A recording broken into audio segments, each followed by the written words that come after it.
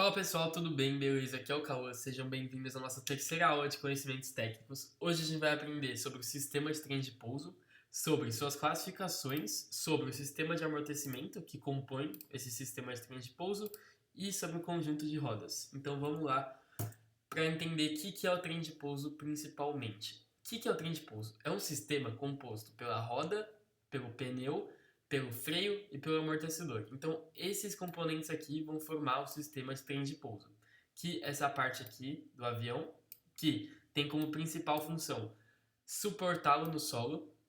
Então, a principal função do sistema de trem de pouso, independente do tamanho, é suportá-lo no solo. É o que vai suportar o avião no solo, é o sistema de trem de pouso. No entanto, tem várias outras funções importantíssimas que ele é atribuído, como o amortecimento durante o pouso, ou seja, o amortecedor vai absorver os impactos do pouso e fazer essa força ser dissipada aqui pelo trem de pouso. Ou seja, se não tivesse amortecedor, o avião ia bater no solo e ia voltar a voar, porque não ia amortecer, ia ser uma batida muito dura e ia fazer assim, o avião ia pousar, ia bater e voltar para o ar.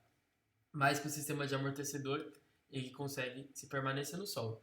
Também frenagem em solo, o freio vai auxiliar o avião a frear no solo, a parar a aeronave, e o controle direcional no solo. O que é? O que é esse controle direcional? É taxiar, é se movimentar no solo. Esse é o controle direcional, que é feito pela roda de direção, que a gente vai entender agora.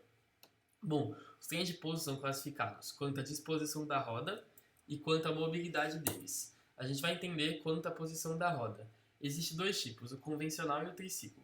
No convencional, as rodas principais do trem de pouso, que são essas daqui, ficam localizadas na frente do centro de gravidade. O que é o centro de gravidade? É o lugar onde os eixos do avião se encontram e é o ponto de equilíbrio do avião. Ou seja, por exemplo, o nosso centro de gravidade está aqui, esse ponto aqui. As principais rodas vão estar sempre localizadas à frente desse centro de gravidade, do convencional. E qual que vai ser o problema disso? O convencional, esse sistema, ele é mais prejudicial à aeronave e ao piloto. Por quê? Porque nesse sistema, a roda de direção fica localizada na cauda. Essa roda aqui que vai proporcionar o controle direcional no solo. Essa roda, no sistema convencional, essa aqui se chama bequilha. Isso é uma bequilha.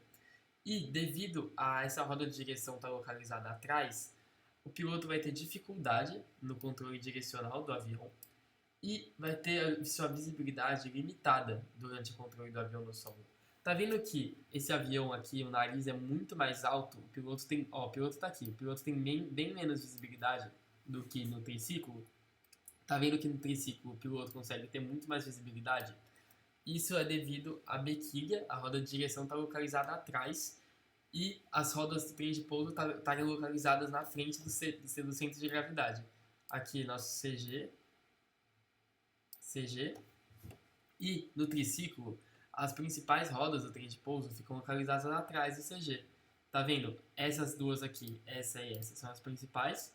Nosso CG está aqui. E elas estão localizadas atrás do CG. E a roda de direção fica localizada próximo ao nariz do avião. O nariz do avião é esse aqui. Esse aqui é o nariz do avião. E a roda de direção está localizada embaixo dela, enquanto no convencional está localizada atrás. Então, o trem de pouso triciclo tem mais vantagem porque proporciona maior controle direcional, maior poder de atuação dos freios e melhor visibilidade do piloto. Então, o convencional está cada vez menos sendo utilizado na aviação. Ele é usado em aviões de pequeno porte, mais antigos, e o triciclo é muito mais utilizado e muito mais útil. Então, resumindo, convencional, roda de direção atrás, chamada de bequilha, e os dois principais localizados à frente do CG. Triciclo, ao contrário, localizados atrás do CG, as duas principais, e a roda de direção é localizada na frente. E triciclo propõe mais controle, melhor visibilidade e maior poder de atuação dos freios. Agora, quanto à movimentação.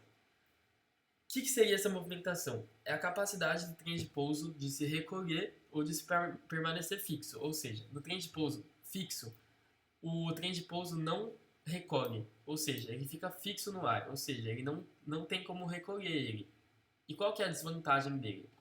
É o arrasto excessivo gerado. A gente já viu em teoria de voo o sistema de arrasto. O que esse trem de pouso vai causar?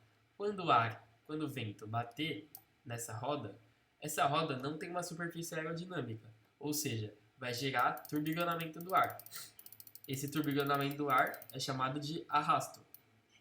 E o arrasto vai ser prejudicial à aeronave porque vai perder velocidade, vai ter um pouco menos de sustentação, vai ter mais dificuldade na pilotagem. Então, essa é a desvantagem desse sistema.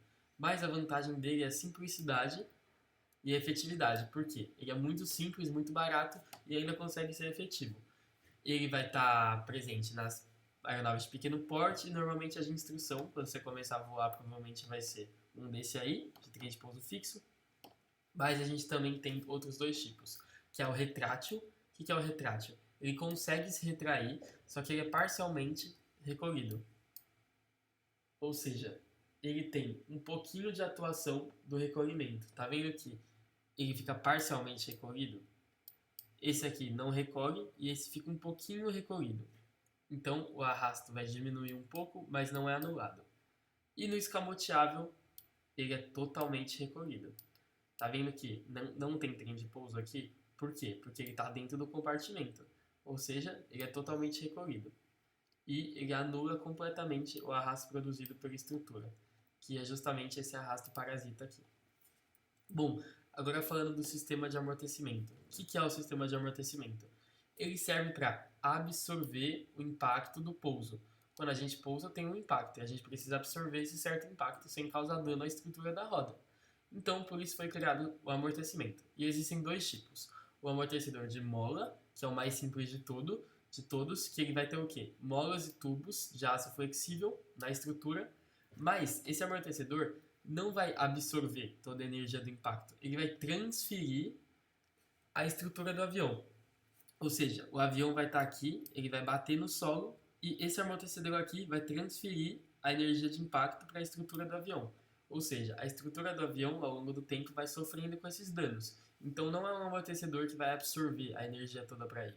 E ainda vai transferir para a estrutura e vai minimizar o esforço sobre as rodas, porque ele vai transmitir para a estrutura. Mas tem uma grande desvantagem, que é a baixa capacidade de absorver o impacto. Ou seja, como ele vai transferir para a estrutura do avião, ainda vai ter um impacto. Então, ele vai ter uma capacidade baixa de absorver o impacto. Isso pode causar diversos problemas, como o avião está vindo para o pouso aqui e pela baixa capacidade de absorver impacto, ele tem um impacto muito forte e ele bate no chão e volta. Isso é um problema. Por isso que veio o amortecedor hidropneumático, que é um amortecedor muito mais vantajoso, muito mais caro também de fazer, mas é muito mais efetivo. Qual que é o princípio do amortecedor hidropneumático?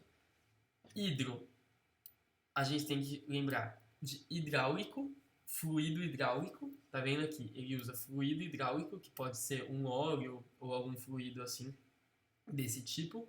Nesse caso aqui vai ser óleo. E pneumático significa ar. Lembra que tudo que tem pneumático no nome remete a ar. E hidro é hidráulico, remete a fluidos, como óleo. Então, como que vai funcionar esse sistema hidropneumático? Ele vai utilizar ar comprimido combinado com fluido hidráulico, que é o que eu falei aqui, para absorver totalmente e dissipar a energia proveniente do impacto. Então, diferente desse aqui, ele vai absorver o impacto. E como que ele vai funcionar? Bom, aqui está nosso sistema. Ele vai ser composto por cilindros. Esse aqui é um cilindro que fica mais em cima, na parte de fora da roda. Ele vai ter uma tesoura que, quando o avião tocar no chão, essa tesoura vai para baixo. Tá vendo que quando começou, toque. Essa é a fase de toque. O avião tocou no chão para pousar, tesoura se comprimiu. Tá vendo? Essa tesoura, quando toca, vai ir para baixo. Então esse cilindro aqui vai daqui para cá. Tá vendo? Aqui é o cilindro. Ele foi daqui para baixo. Vocês conseguem observar que Quando a tesoura fechou, cilindro foi para baixo. Então, essa tesoura aqui vai se comprimir e o cilindro vai para baixo. E o que vai acontecer quando esse cilindro for para baixo? Esses dois cilindros vão formar uma câmara superior e uma inferior.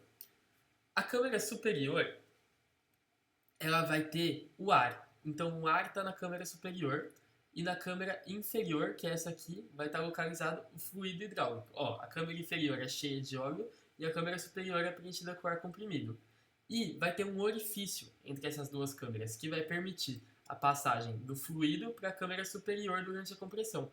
Ou seja, ocorreu a compressão da tesoura no momento de toque. O que vai acontecer nessa câmara?